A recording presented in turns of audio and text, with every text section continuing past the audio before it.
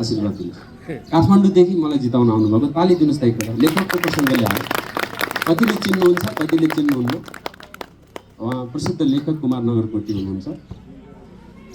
उदय प्रकाशको एउटा कथा छ, दाइलाई इजी छ भने यही बसौँ मेरो काखमा नजिकै समीपमा, इजी छैन भने जनताको काख पनि सक्दैन है। ल उहाँको एउटा के छ भन्दा, आजकलका बालबालिकाहरूको टाउको ठुलो, बुझ्नुभयो नि, र शरीर सानो, टाउको बोझले ठुलो क्या, चिन्तनले दुःखले ठुलो। 18 वर्षकै उमेरमा हाम्रा बाबु नानीहरू त्यस्तो सोच्न बाध्य छन्। त्यसबाट पार पाउने कसरी त भन्दा राष्ट्रिय स्वतन्त्र पार्टीको घोषणापत्र राम्रोसँग पढ्नु पर्यो। कतिले हामीलाई विचारविहीन पार्टी भन्छन्, एजेन्डा नभएको पार्टी भन्छन्, अनि एजेन्डा फेरि हाम्रो साथीहरू भन्न सक्दैनन्।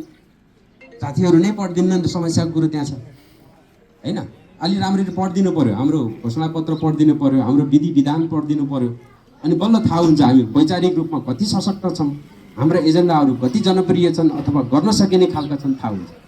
खासमा कास्की क्षेत्र नम्बर 1 का सबै ठाउँ डुलिसकेपछि हामीले बुझेको जम्मा 3टा चिज रहेछ क्या। हाम्रा आम नागरिकको मुटु कलेजो खाने जम्मा 3टा चिज रहेछ। एउटा रहेछ छोराछोरीको शिक्षा। यिनलाई पढाउनको लागि कसरी पढाउने होला, कुन स्कुल पढाउने होला हैन। अस्ति हामी माथि रोसी ठाउँमा भन्ने ठाउँमा गयौँ हो। रोसीमा जाने बेलामा त्यहाँ थाहा भयो, त्यहाँ कोशी भन्ने ठाउँमा गयौँ।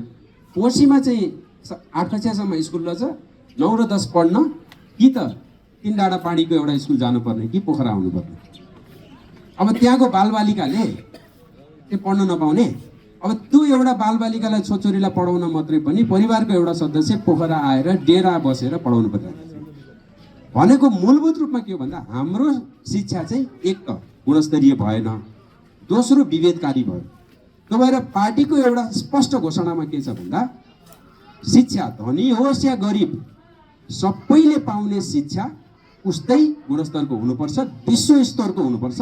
र त्यो पोखरामा होस् कि काठमाडौँमा होस् कि कोशीमा होस् कि दूर दराजको कुनै गाउँमा किन नहोस् उस्तै हुनुपर्छ।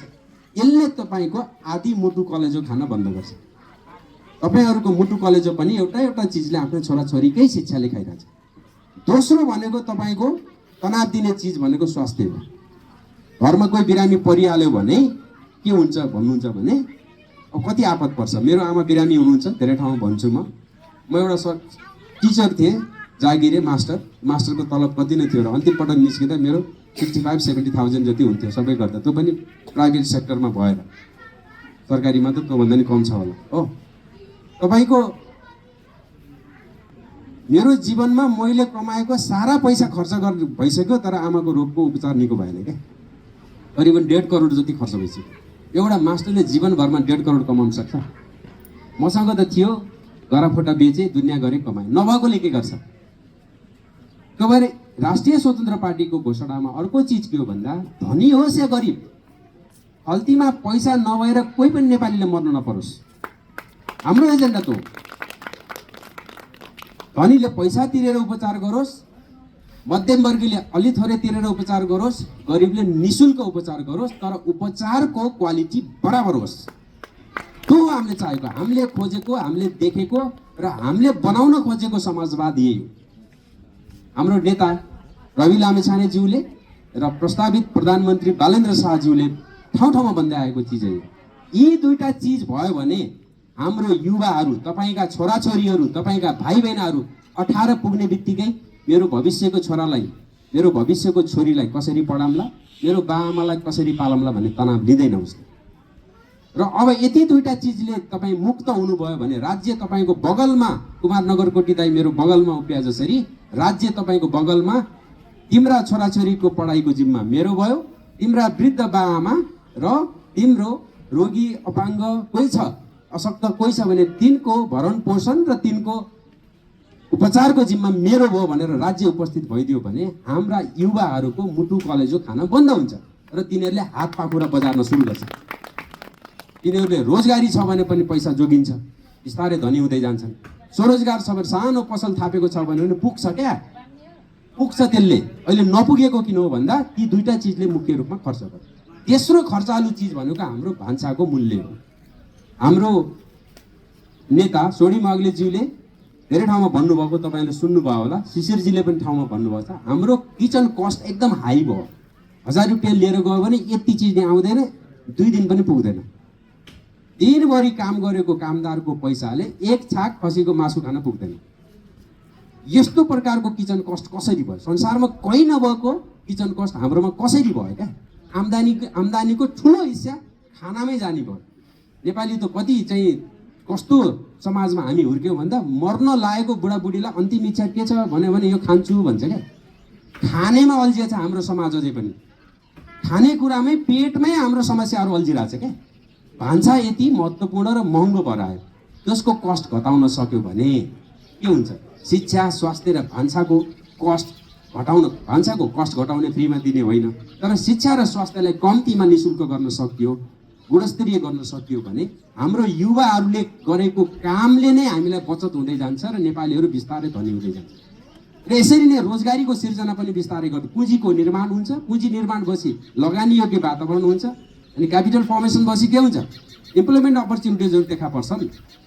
स्वाभाविक हो नि। अहिले त के छ भन्दा पोखरामा जानुभयो, कुनै एउटा फेन्सी पसलमा जानुभयो भने हरेक 6 महिनामा, 7 महिनामा वा कहिलेकाहीँ 1-2 महिनामै दोकान त त्यही हुन्छ, नाम पनि त्यही हुन्छ, साउजी फेरिया हुन्छ क्या।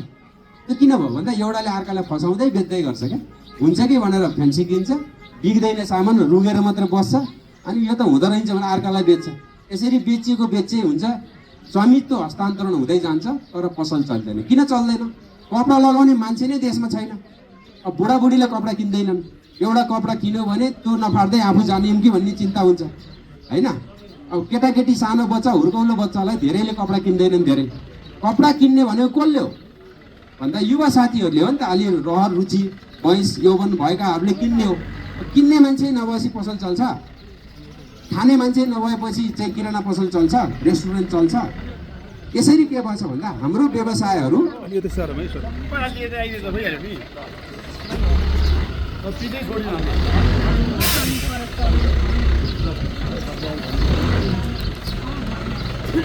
धन्यवाद साथीहरूलाई एडजस्टमेन्टको लागि। कस्तो सर्कलमा फस्यो भन्दा व्यापार व्यवसाय नि चल्दैन, उद्योग धन्दा पनि बिस्तारै डिइन्डस्ट्रियलाइजेसन भइरहेछ। देशमा भएका उद्योगले पनि कम क्षमतामा उत्पादन गरिरहेछन्, व्यापार कम हुँदै गएको छ। त्यो किन भएको भन्दा हाम्रो मेन ग्राहक नै भएन क्या।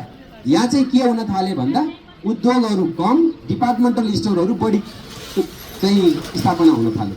त्यो कारणले हामी काइन्ड अफ भिसियस सर्कल भन्छ इकोनोमिक भाषामा, एउटा दुष्चक्रमा, आर्थिक दुष्चक्रमा फस्दै गयो र झन्झन गरी हुँदै गयौँ हामी।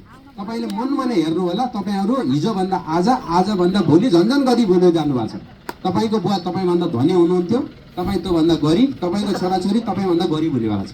एकाध बाहेक, एउटा दुईटाको हकमा बाहेक हामीहरू झन्झन गरिब हुँदै जानु भनेको देश झन्झन गरिब हुँदै जानु होइन। यसैलाई भन्छ भिसियस सर्कल। यो सर्कललाई नतोड्दासम्म काम हुँदैन। तपाईँहरू राष्ट्रिय स्वतन्त्र पार्टीसँग अरू त्यस्ता त्यो रेल ल्याउने, घर घरे पाइप ल्याइदिने, वृद्ध भत्ता बढाएर यति 1000 पुर्याइदिने, खल्तीमा पैसा छैन दिन्छु चाहिँ भनेकै छन्। अहिले तपाईँले देख्नु भएको छ स्वास्थ्य बिमाको पेमेन्ट हुन रोकिएर, ढुकुटिया नभएर रोकिया हो नि, भए त बाँडिन्थ्यो नि त। बुझ्नुभयो नि? यस्तो समस्या छ। वितरणमुखी चाहिँ अर्थतन्त्र छ, ठाउँमा छैन, दिन्छु जाँदै भनेको छ। नेताले चाहिँ दिएको प्रवचन जस्तो होइन, आश्वासन जस्तो सरकारले आश्वासन दिइरहेछ, त्यो फरक छ क्या। त्यो भएर राष्ट्रिय स्वतन्त्र पार्टीले देखिने, भोगिने, टोलिने, सबैलाई छुने प्रकारको योजना ल्याएको छ, सकिने योजना ल्याएको छ। र यो भिसियस सर्कल नतोड्दासम्म देश उँभो लाग्दैन। त्यो भिसियस सर्कललाई तोड्ने प्रकारको योजना छ र तपाईँहरू यसको साक्षी हुनुभएको छ। मलाई खुसी लागेको छ। र अन्तिममा म धेरै ठुलो कुरा नगरी सक्छु, नेपालीहरू इतिहासमा, मैले देखेको इतिहासमा, मेरा आँखाले देखेको इतिहासमा यसअघि 2 पटक एकताबद्ध भएका थिए।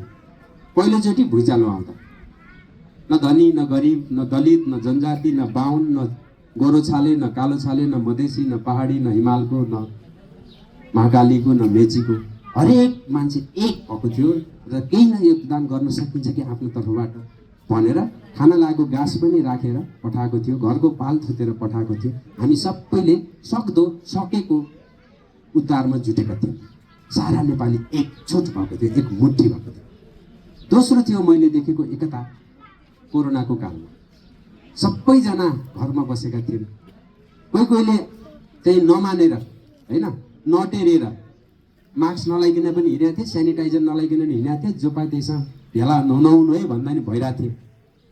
तर अधिकांश नेपालीहरू एकताबद्ध भएर यो महामारीको विरुद्धमा लडेका थिए। हामी एकजुट भएका थियौँ, त्यो बेला पनि विभेद रहित रूपमा एकजुट भएका थियौँ। आज इतिहासमा पहिलोचोटि नेपाली फेरि एकजुट भएको छ एउटा चिजले, घन्टीमा भोट हाल्नको।